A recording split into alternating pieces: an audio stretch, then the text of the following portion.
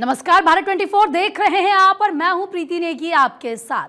उत्तराखंड निकाय चुनाव की काउंटिंग जारी है। 100 निकायों में वोटों की गिनती हो रही है। काउंटिंग को लेकर सुरक्षा के चाक चौबंद इंतजाम है। 100 निकायों में 6,366 कर्मचारी मतगणना कर रहे हैं। तो इस वक्त काउंटिंग जारी है। 100 निकायों पर वोटों की गिनती हो रही है। उत्तराखंड निकाय चुनाव को लेकर ये अपडेट आपको दे रहे हैं, जहां पर इस वक्त काउंटिंग जारी है। सुबह 8 बजे से काउंटिंग शुरू हो गई थी और अब आप देखें काउंटिंग को लेकर, ताकि किसी तरीके से कोई बवाल ना हो, सुरक्षा के चाक चौबंद इंतजाम किए गए हैं। तो 6,366 कर्मचारी इस वक्त काउंटिंग कर रहे हैं, मतगणना कर रहे हैं। 100 निकायों में वोटों की गिनती की जा रही है। ये देखिए, हम आपको वहां की तस्वीरें भी दिखा रहे हैं। हालांकि 8 बजे से ही काउंटिंग शुरू हो चुकी है और अभी 10:30 बजने ही वाला है, यानी कि करीब 2.5 घंटे हो चुके हैं। जैसे जैसे अपडेट सामने आएंगे, ये देखना होगा कि आखिर जो 100 निकाय हैं उन पर किसकी जीत होती है। काफ़ी ज़्यादा इस बार निकाय चुनाव में हमने देखा रैलियां की गई, प्रचार प्रसार किया गया। खुद मुख्यमंत्री पुष्कर सिंह धामी भी सुपर एक्टिव नजर आए। उनकी तरफ से अलग अलग जगहों पर जाकर रैलियां की गई, ताबड़तोड़ प्रचार प्रसार उनकी तरफ से किया।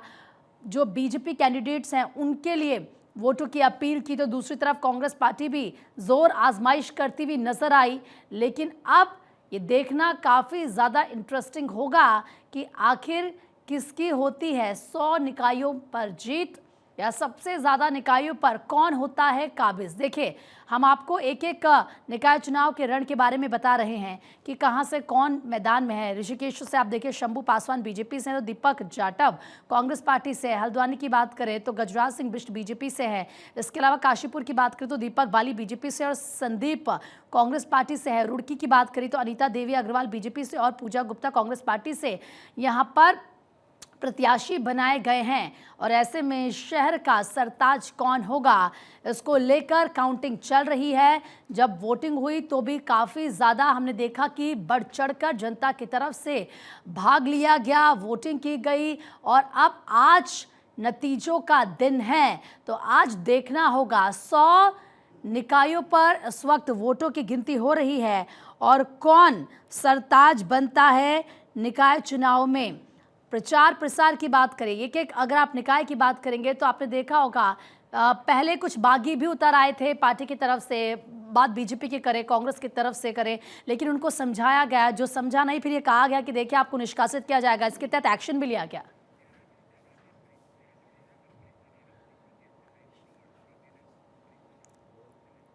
इस वक्त मेरे दो सहयोगी देहरादून से हरीश थपलियाल मेरे साथ जुड़ चुके हैं और कृष्णा रावत ऋषिकेश से मेरे साथ जुड़ चुकी हैं। लेकिन सबसे पहले हरीश, मैं आप ही के पास आ रही हूं। अगर बात देहरादून निकाय की करें तो जरा बताएं वहां से इस वक्त क्या अपडेट है, क्योंकि वोटों की गिनती तो 8 बजे से शुरू हो चुकी है। प्रीति, देखिए, प्रदेश भर में काउंटिंग शुरू हो गई है और करीब 54 मतगणना स्थल बनाए गए हैं। और जिस जगह पर मैं खड़ा हूं, ये देहरादून का सबसे बड़ा नगर निगम क्षेत्र है और यहाँ पर 4 लाख से अधिक यहाँ पर वोट पड़े थे। और अभी यहाँ पर आप मेरे पीछे देख सकते हैं, यहाँ पर लगातार काउंटिंग का काम चल रहा है। और जो पोस्टल बैलेट की यहाँ से शुरुआत हुई है और इसमें ये बताया जा रहा है कि पोस्टल बैलेट में भाजपा को बढ़त है, लेकिन जो मतपत्र है उनको अलग अलग टेबल बनाई गई है। करीब 105 यहाँ पर टेबल है और 105 टेबल में जो काउंटिंग चल रही है उसमें उसको लेकर के यहाँ पर सभी जो कार्मिक हैं वो लगाए गए हैं। और आप देख सकते हैं पूरी सुरक्षा के कड़े चाक चौबंद यहाँ पर व्यवस्थाएं की गई है। और तमाम जो टेबल है, पहले वहाँ पर मतपत्र खुलेंगे, फिर उनका बंडल बनेगा, फिर बंडल के बाद वो पार्षद के अलग छट्टी होगी और फिर उसके बाद जो मेयर होगा उसका अलग होगा, उसके अलग बंडल बनेंगे। इसी तरह से जो 105 टेबल है उनका वहाँ पर होगा। संभवतः यहाँ पर, क्योंकि देर रात तक यहाँ पर काउंटिंग का काम चल सकता है, क्योंकि पिछले नगर निकाय चुनाव की यदि हम बात करें तो पिछले बार ये बताया गया है कि देर रात को ही जो है इसका नतीजे निकले थे, क्योंकि हालांकि अभी रुझान शुरू नहीं हुए। लेकिन हम पहाड़ों की यदि हम बात करें तो पहाड़ों हरीश, मैं आपसे ये भी पूछना चाहूंगी कि जो पंडाल नंबर 2 है, क्या कार्यकर्ताओं में कुछ नोकझोंक भी हुई, क्योंकि वोटों की गिनती में गड़बड़ी का आरोप यहाँ पर लग रहा था, ऐसी भी खबरें सामने आ रही थी क्या? जी बिल्कुल, ऐसी गड़बड़ी को लेकर के जो है मतदान के दिनों से ही जो है ये बात उठ रही है, लेकिन हालांकि चुनाव आयोग ने इस बात को खारिज किया। लेकिन जो कार्यकर्ता जिनको कोई संख्या है काउंटिंग को लेकर के, या मतदान के दिन भी, आज भले काउंटिंग है लेकिन जिनको कोई संख्या है तो उनको समझाया बुझाया जा रहा है, उनको बताया जा रहा है कि ऐसा नहीं है, क्योंकि एजेंट वहां पर खुद सभी राजनीतिक दलों के मौजूद हैं। उनके सामने सारे बंडल खोले जा रहे हैं, जो भी मतपत्र है वहां पर उनके सामने ही खोला जा रहा है, ताकि किसी प्रकार की कोई शंका किसी को न रहे। तो इसी को दृष्टिगत रखते हुए वहां पर व्यवस्थाएं की गई है, और सभी काउंटिंग स्थल पर जो है सभी कार्मिक है, सभी एजेंट है, बिना पास के किसी को अंदर नहीं आने दिया जा रहा है।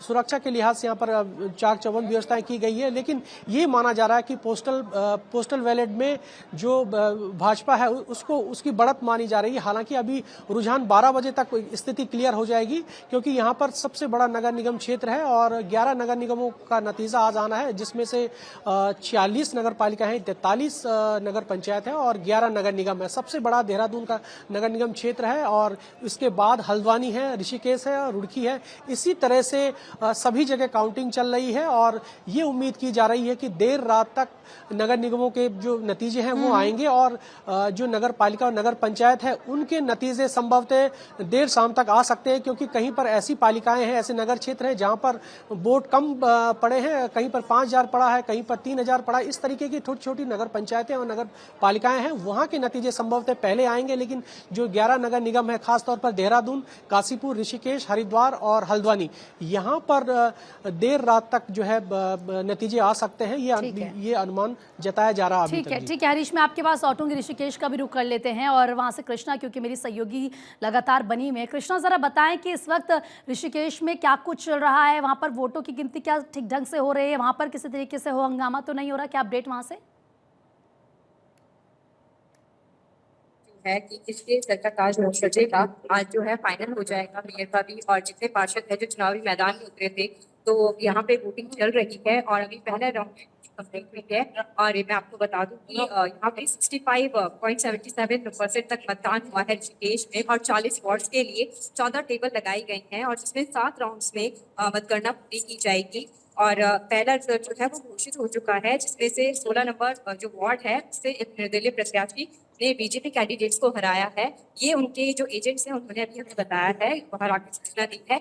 और लगातार पुलिस प्रशासन ने भी काफी ज्यादा अलर्ट मोड पे है, किसी को भी फोन लेकर अंदर जाने की अनुमति नहीं है। अगर कोई जाता है तो उसके फोन को जब्त कर लिया जाएगा, उस पर कड़ी कार्रवाई की जाएगी। और जो मीडिया है उसको भी मीडिया सेंटर के बाहर तक ही रखा गया है, क्योंकि कहीं ना कहीं विवाद ज्यादा ना बढ़े। क्योंकि आप देख रहे हैं कि लगातार ऋषिकेश जो है उसमें मेयर सीट को लेकर के, चुनाव को लेकर के पिछले बार अभी कुछ दिनों पहले जिस दिन वोटिंग हुई थी उस दिन हंगामा भी हुआ था, तो उसको ध्यान में रखते हुए पुलिस प्रशासन अलर्ट पे है। काफी ज्यादा चाक चौबंद उन्होंने व्यवस्था करी है, सुरक्षा के कड़े इंतजाम उनके द्वारा किए गए हैं। ठीक है, सुरक्षा के भी कड़े इंतजाम किए गए हैं, जैसे कि कृष्णा इस वक्त हमको ऋषिकेश से जानकारी दे रही है। हरीश का एक बार फिर से रुक कर लेते हैं। हरीश, क्योंकि सबकी नजरें टिकी हुई हैं इस निकाय चुनाव को लेकर, और जिस तरीके से हमने देखा प्रचार प्रसार हुआ, रैलियां की गई, एक नहीं दो नहीं कई रैलियां की गई, और खुद सीएम धामी इन रैलियों में मौजूद रहे। उसके बाद कहीं ना कहीं निकाय चुनाव को लेकर खूब चर्चा चली, जो लोग थे वो आपस में बातचीत कर रहे थे। और आज क्योंकि 100 निकाय को लेकर इस वक्त मतगणना चल रही है, तो देखना काफी ज्यादा इंटरेस्टिंग हो गया। लेकिन अगर रुख की बात करें तो क्या रुख नजर आता है वहां पर? प्रीति, देखिए यहाँ पर चाहे नगर निगम हो या नगर पालिका हो या नगर पंचायत है, यहाँ पर जो बीजेपी और जो निर्दलीय प्रत्याशी है उनके बीच में फाइट देखी जा रही है। ऐसे रुझान शुरुआती दौर में आ रहे हैं। बीजेपी और जो इंडिपेंडेंट कैंडिडेट उनके बीच में काफी फाइट देखी जा रही है, और रुझानों में भी ये सामने आ रहा है। जिस तरीके से उत्तरकाशी बाड़ाहाट का पहला राउंड का वहां पर रुझान आए, उसमें जो निर्दलीय प्रत्याशी है भूपेंद्र चौहान, उनको वहां पर 34 वोट मिले हैं, जबकि जो बीजेपी के कैंडिडेट हैं किशोर भट्ट, उनको 17 मिले हैं, और कांग्रेस को दो वोट मिले हैं। तो इसी तरीके से अन्य नगर निगम और अन्य जो नगर पालिका है वहां पर भी ये देखने को मिल रहा है। बीजेपी और जो इंडिपेंडेंट कैंडिडेट है उनके बीच में फाइट देखने को मिली है। और रुझानों से ये स्पष्ट होता है कि बीजेपी और जो इंडिपेंडेंट कैंडिडेट है उनके बीच में फाइट है। अब देखने वाली बात यह होगी कि कौन शहर का सरताज बनता है, किसके सर जो है कह सकते हैं कि कौन जीत पाएगा इलेक्शन नगर निगम या नगर पालिका का। लेकिन कह सकते हैं कि यहाँ पर जो नतीजे हैं वो धीरे धीरे आने शुरू हो गए हैं और शुरुआती बिल्कुल दौर में हरीश, ये और माना जा रहा है जैसे जैसे देहरादून के तस्वीर क्लियर होगी हम आपसे आगे भी पल पल के अपडेट लेते रहेंगे। फिलहाल हरीश और कृष्णा, आप दोनों का बहुत बहुत शुक्रिया तमाम जानकारी देने के लिए। नजरें आप बनाए रखिएगा। आगे बढ़ते हैं। सीएम पुष्कर सिंह धामी का एक्स पर पोस्ट सामने आया है। पिथौरागढ़ के आदि कैलाश मंदिर का वीडियो सीएम ने पोस्ट किया है। सीएम धामी ने एक्स पर लिखा, हर हर महादेव। और आप देखिए, पिछले काफी समय से अगर आप देखेंगे, मुख्यमंत्री पुष्कर सिंह धामी उत्तराखंड के वो मंदिर जहां पर आप ये कह सकते हैं कि शायद ही लोग पहुंचे होंगे, बस स्थानीय लोगों को पता होगा, उनके जो वीडियोज उनको शेयर करके उनके बारे में लोगों को जानकारी दे रहे हैं। आपको बता दें कि हरियाणा के सीएम नायब सिंह सैनी का आज जन्मदिन है और ऐसे में सीएम पुष्कर सिंह धामी ने उनको बधाई दी है। प्रभु बद्री विशाल से आपके सुदीर्घ जीवन की कामना करता हूं, ये उनकी तरफ से यानी कि मुख्यमंत्री की तरफ से एक्स पर पोस्ट किया गया है। हरियाणा के मुख्यमंत्री का जन्मदिन है, उनको आप देखिए किस तरीके से लगातार शुभकामनाएं दी जा रही है। इसी कड़ी में उत्तराखंड के मुख्यमंत्री पुष्कर सिंह धामी ने भी सीएम को शुभकामनाएं उनके जन्मदिन पर दी हैं। आगे बढ़ते एक और बड़ी खबर आपको बता दें, राजमाता विजय राजे सिंधिया की पुण्यतिथि आज है। सीएम पुष्कर सिंह धामी ने उन्हें श्रद्धांजलि अर्पित की है, श्रद्धांजलि दी है। सादगी की प्रतिमूर्ति विजय राजे सिंधिया को नमन।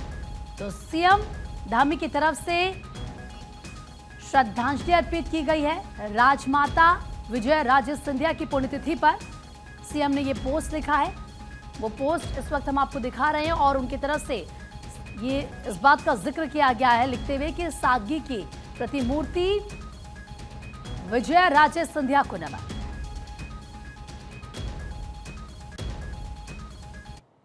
एक और बड़ी खबर आपको बता दें, राष्ट्रीय मतदान दिवस आज है। सीएम पुष्कर सिंह धामी ने शुभकामनाएं दी है। मतदान केवल हमारा अधिकार नहीं बल्कि हमारा कर्तव्य है। मतदान लोकतंत्र को सशक्त बनाने का माध्यम है। तो आज राष्ट्रीय मतदाता दिवस और इसी को लेकर सीएम पुष्कर सिंह धामी ने भी शुभकामनाएं प्रदेशवासियों को, देशवासियों को दी है और ये लिखा है कि मतदान केवल हमारा अधिकार नहीं है बल्कि हमारा कर्तव्य है और हम सभी को अपने कर्तव्य का पालन करना चाहिए। हम सभी को मतदान करना चाहिए क्योंकि मतदान लोकतंत्र को सशक्त बनाने का माध्यम है। और जब आपके इलाके में या जहां पर आप रहते हैं, जब वहां पर मतदान हो तो जरूर आप मतदान कीजिए क्योंकि यह आपका कर्तव्य भी है आपके देश के प्रति।